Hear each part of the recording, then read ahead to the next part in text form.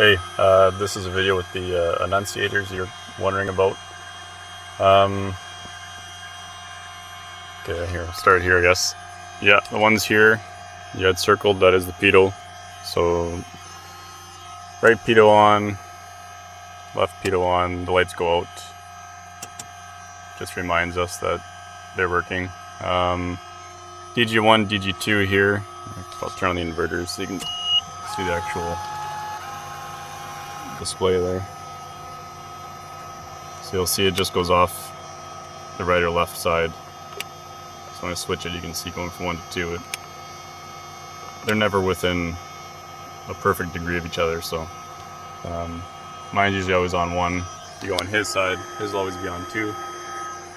Just so we're not going off the same, I don't know what's the word I'm looking for. Same source, so if something did happen, that we wouldn't both be screwed. One of us would still have the other one.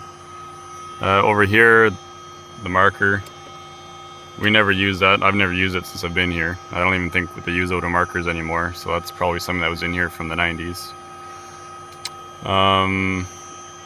Then yeah, the GPS nav switch here just changes the sense to the mode on the HSI there.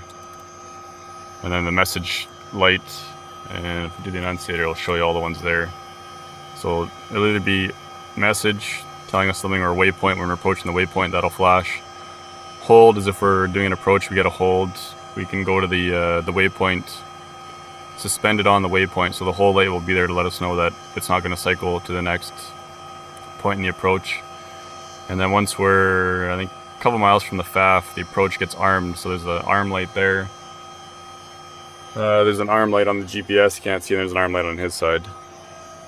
And then your other question was down here, standby power. This is a feature only on the DC models. The cockpit you have for the 3, which is essentially this panel, JVB, is actually a Metro 23, which is the DC, so it's very similar, but it's got a 6,500 pound takeoff weight. It's also got the excuse me, the Dash 12 engines instead of the Dash 11, so they're rated for 1100 horsepower for 5 minutes. So they're a little better performer. So the 3s don't actually have standby power, whereas the 23s do. So we usually use it when the weather's really crappy. If we turn that on, if we lose our gyros or some sort of electrical failure, this is hardwired to the battery, so that'll keep our essential instruments running. And then the one beside it says power fail, so it just lets us know that if we are on the standby and something went wrong, not to rely on it because it's failed. And then same with up here, this is the SAS computer. So when you turn that off, you get a left SAS fail right there.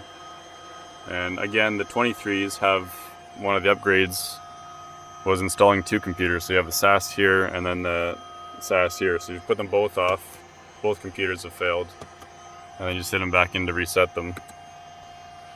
And then you'll see up here the SAS indicator. That's what triggers off our stall avoidance, so when you turn one off, it goes right to the stall position. Can't take off with that off, obviously.